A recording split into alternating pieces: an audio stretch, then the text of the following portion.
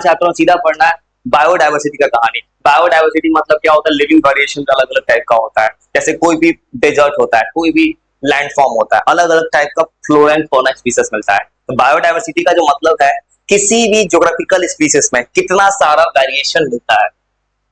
जैसे कोई कहीं चले जाए, टेरेस्ट्रियल में अलग अलग टाइप का एनिमल्स है, एक्वाटिक में अलग अलग टाइप का एनिमल है। मतलब बायोडाइवर्सिटी बोल रहा है सोशियो बायोलॉजिस्ट। ये जो वर्ड है एडवर्ड एल्सन ने दो वर्ड इंट्रोड्यूस किया, बायो एंड डाइवर्सिटी। मतलब सोशियो बायोलॉजिस्ट एक ऐसे बायोलॉजिस्ट हैं जो सोसाइटी के बारे में पढ़ते हैं। एडवर्ड विल्सन ने इस नाम को दिया बायोडाइवर्सिटी। बायो मतलब लाइफ, लाइफ में कितना डाइवर्सिटी है। और यहाँ पे डाइवर्सिटी होता है पूरे अर्थ पे बहुत सारा स्पीसीज है। पता चलता है कि अर्थ पे 7 मिलियन ज्यादा स्पीसीज है इस वक्त, लेकिन अभी इस इंसान को 1.5 मिलियन ही पता है। अब इस बायोडाइवर्सिटी को पढ़ने के लिए वैरायटी ऑफ चीज मिलता है अर्थ पे, उसमें 3 वर्ड लिखा है किताब में। Genetic diversity. जेनेटिक डाइवर्सिटी मतलब क्या होता है? सिंपल सा word. For example NCERT example दिया मैंगो। हमारे अर्थ पे जो मैंगो होता है, इंडिया का ही बात करें, इंडिया के हर स्टेट में मैंगो का अलग अलग नाम है, अलग अलग वेरिएशन है, क्योंकि स्पीसीज एक है, जेनेटिक्स अलग अलग है। जैसे इंसान का बात करें, जेनेटिक्स मतलब क्या बोल रहा है? एक स्पीसीज में अलग अलग वेरिएशन जेनेटिक्स में। इंसान का जैसे हमारा जो इंसान है, नॉर्थ इंडिया का इंसान अलग है, साउथ इंडिया का जेनेटिक्स अलग है। यूरोप के लोगों का स्किन पूरा लाइट है, व्हाइट है पूरा। अफ्रीका के लोग का स्किन डार्क है, क्योंकि ये दिखा रहा है एक स्पीसीज में जेनेटिक्स का अंतर है। नेपाल जैसे लोगों का हाइट छोटा है, जेनेटिक्स छोटा हो गया। यूरोप के लोगों का हाइट ज्यादा हो गया। ये दिखा रहा है एक स्पीसीज में अलग अलग वेरिएशन। एनसीईआरटी एग्जांपल दिया राइस का। जैसे फॉर एग्जांपल राइस, हमारे इंडिया में अलग अलग राइस होता है। कोई राइस का दाना बड़ा होता है, कोई छोटा होता है, राइस का कलर का अंतर है, हर तरह का वेरिएशन दिखा रहा है। ये एनसीईआरटी किताब में दिखा रहा है जेनेटिक वेरिएशन मतलब एक स्पीसीज अलग अलग टाइप्स का मिल रहा है हर जगह, कोई भी स्पीसीज हो। जैसे कोई भी स्पीसीज, यहाँ कोई कैट रेट, यहाँ कोई और तरीके से है, यूरोप में वही चीज मिले कोई और तरीके से। क्योंकि ये दिखा रहा है जेनेटिक्स के हिसाब से किसी भी ऑर्गेनिज्म में सिचुएशन को देख के अपने आप को मतलब पूरा चेंज कर लिया, एनवायरमेंट का फैक्टर। जैसे जो इंसान इंडिया में रह रहा है, एशियन कंट्रीज में जहां पे टेम्परेचर बहुत हाई है, जैसे इंडिया में 25, 26, 30 डिग्री सेल्सियस नॉर्मल टेम्परेचर है, लेकिन यूरोप में वो हीट वेव बन जाता है। तो यूरोप का बॉडी वैसा टेम्परेचर के लिए नहीं बना है। एनसीईआरटी किताब में 3 वर्ड्स लिखा है। पहला जेनेटिक्स, मतलब एक स्पीसीज अलग अलग वेरिएशन आ गया एक स्पीसीज में। फिर स्पीसीज डाइवर्सिटी। स्पीसीज डाइवर्सिटी मतलब एक रीजन में अलग अलग स्पीसीज बनना। फॉर एग्जांपल बात कर रहे हैं भारत में एक, जैसे फॉर एग्जांपल डेजर्ट है, भारत का नॉर्थ इंडिया है, साउथ इंडिया है। नॉर्थ इंडिया में स्पीसीज अलग होगा, साउथ इंडिया में अलग होगा। जैसे अर्थ का बात करें, अर्थ में इक्वेटर है, एक तरफ पोल्स है, तो इक्वेटर पे मिलने वाला स्पीसीज जो है वो अलग है। ऐसा इक्वेशन मिलेगा जिसको टेम्परेचर ज्यादा चाहिए, सनलाइट ज्यादा चाहिए। पोल से वो मिलेगा जिसको लो टेम्परेचर चाहिए। जैसे एग्जांपल लेके एनसीईआरटी ने बता रहा है कि भारत में वेस्टर्न घाट पे ज्यादा है amphibians compare to Eastern Ghats. Amphibians होने का ज्यादा रीजन क्या है कि वेस्टर्न घाट पे वाटर कैलोरीटी ज्यादा है, इसे एम्फीबियंस ज्यादा मिलेगा। मतलब 2 वर्ड में अंतर। ये बोल रहा है स्पीसीज एक है, एक स्पीसीज में अलग अलग जीन्स बन रहा है, और ये बोल रहा है एक जगह पे अलग अलग स्पीसीज बन रहा है, एक ही जगह पे। इकोलॉजिकल इकोसिस्टम डाइवर्सिटी, ये बोल रहा है कि अलग अलग इकोसिस्टम जो बनता है, जैसे एक देश में अलग अलग इकोसिस्टम कैसे बने। भारत में डेजर्ट भी है, रेन फॉरेस्ट भी है, भारत में माउंटेन्स भी है, प्लेटू भी है। ये 3 वर्ड अलग अलग अंतर है। एनसीईआरटी किताब में पहला टॉपिक यही है, जेनेटिक्स, एक स्पीसीज अलग अलग जीन्स। एक मैंगो है, अलग अलग वैरायटी का मिल रहा है।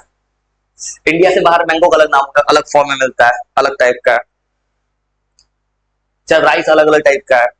ये स्पीसीज डाइवर्सिटी का मतलब एक जगह, जगह एक है, स्पीसीज अलग अलग मिल रहा है, अलग अलग वैरायटी के स्पीसीज एक ही जगह पे, और एक रीजन में एक तरह का स्पीसीज चल रहा है। और ये बोल रहा है एक ही जगह पे अलग अलग इकोसिस्टम आ गया, या इकोसिस्टम अलग अलग है। जैसे भारत में सिखा रहा है डेजर्ट है, रेन फॉरेस्ट, लद्दाख है। ये 3 वर्ड हो जो एनसीईआरटी सिखा रहा है। ये किताब में पहला यही टॉपिक है एनसीईआरटी किताब, और ये बहुत ही आसान चैप्टर है, कुछ याद नहीं करना है। बायोडाइवर्सिटी वर्ड किताब ने कहा है, एडवर्ड विल्सन ने दिया है, 2 वर्ड है, बायो एंड डाइवर्सिटी। मतलब लिविंग फॉर्म में वेरिएशन होना, बायोलॉजिकल डाइवर्सिटी होना। और सब इसमें बता रहा है कैसे डाइवर्सिटी होता है प्लांट एनिमल स्पीसीज में, हमारे प्लैनेट्स में। अब 3 वर्ड है, जेनेटिक डाइवर्सिटी मतलब स्पीसीज है, जीन्स अलग अलग। हाई जेनेटिक्स क्यों बदल रहा है? क्योंकि इन्वायरमेंट बदल रहा है, जो जिस इन्वायरमेंट रहता है वैसा बन जाता है। स्पीसीज डाइवर्सिटी, स्पीसीज डाइवर्सिटी मतलब एक पार्टिकुलर रीजन में कौन कौन सा स्पीसीज मिल सकता है, और ये बता रहा है इसका फायदा क्या है कि कोई इकोलॉजिकल सिस्टम में किस तरह का स्पीसीज मिल सकता है, एक जगह में कौन सा स्पीसीज मिलेगा। जैसे पेंगुइन लद्दाख में ये मिलेगा कोल्ड टेम्परेचर में, डेजर्ट्स भारत का बात करें डेजर्ट्स मिलेगा, कैमल। इकोलॉजिकल मतलब एक देश है अलग अलग इकोसिस्टम ले आया। जैसे भारत का बता रहा है वाइड वैरायटी जो इकोसिस्टम है, भारत में फॉरेस्ट भी है, रिवर भी है, सी भी है। वो कहानी क्या लिखा है, एडवर्ड विल्सन नाम का साइंटिस्ट है, इसने बोला इकोसिस्टम जो बायोडाइवर्सिटी वर्ड है, दो वर्ड्स मिला है, living variation, bio and diversity. अब बायोडाइवर्सिटी मतलब होता है, ये 9th क्लास का एसएसटी का चैप्टर था, जो भारत दुनिया में 12वें नंबर पे है, मेगा बायोडाइवर्सिटी कंट्री है भारत, और सबसे बायोडाइवर्सिटी किस देश में है तो ब्राजील में, अमेजोन रेन फॉरेस्ट है। इस वर्ड में 3 वर्ड लिखा, जेनेटिक्स, एक स्पीसीज अलग अलग जीन्स बना रहा है वेरिएशंस में, जैसे लिखा है मैंगो, राइस, अलग अलग वेरिएशंस है। दूसरा लिखा है जैसे जीन्स का, एक लिखा है स्पीसीज का डाइवर्सिटी, एक रीजन में अलग अलग स्पीसीज मिल सकता है। जैसे भारत में बता रहे वेस्टर्न घाट अलग है, ईस्टर्न घाट अलग है, वेस्टर्न घाट में ज्यादा एम्फीबियंस है कंपेयर टू ईस्टर्न घाट, और ये क्या बता रहा है कि कौन सा इकोसिस्टम है, कौन से जगह पे कौन सा स्पीसीज मिलने का चांसेस ज्यादा है।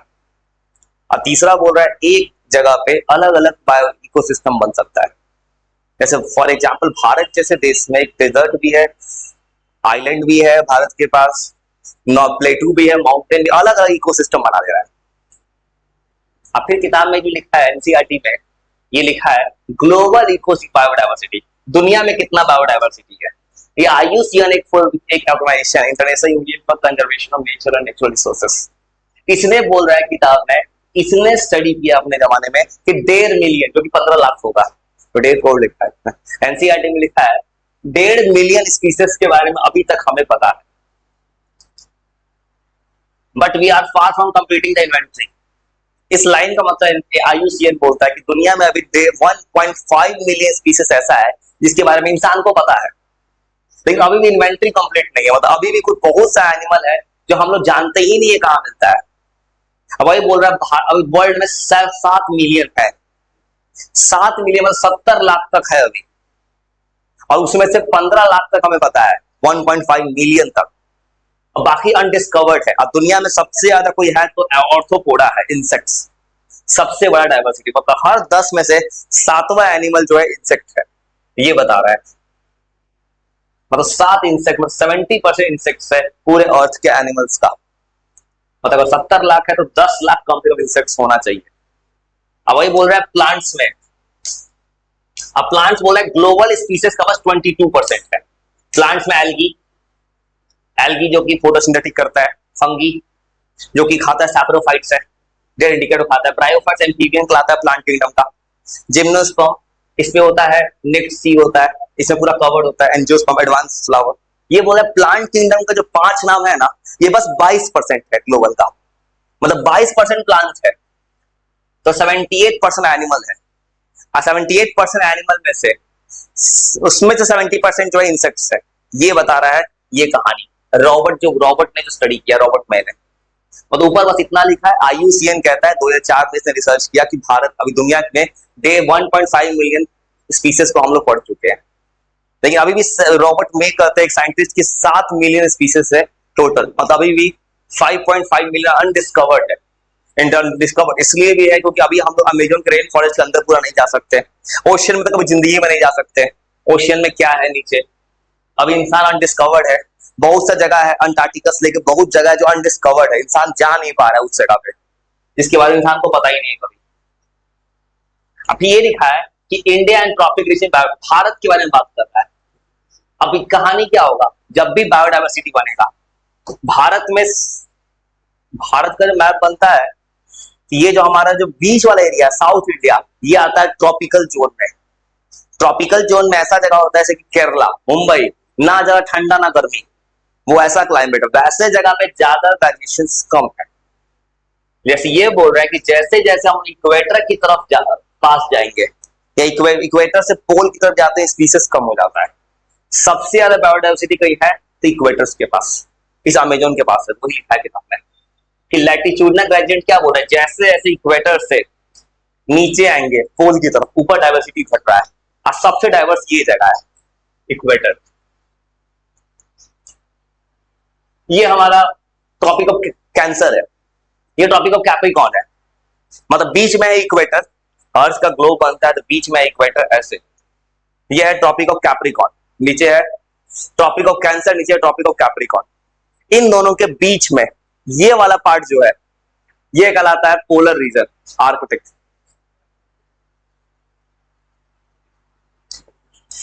बस वही बता रहा है इस कहानी में कि जैसे जैसे अनडिस्कवर्ड है,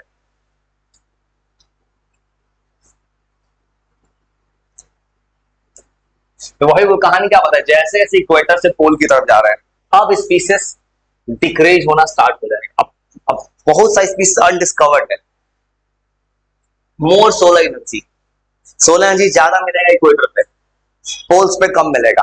इवन इक्वेटर के पास जो जगह है जैसे अमेजन का रेन फॉरेस्ट, वहां पे ऐसा ऐसा चीज मिलता है, ऐसा ऐसा अजीब अजीब प्लांट्स है जो कि इवन प्लांट किसी को खा भी सकता है, ऐसा भी प्लांट्स है।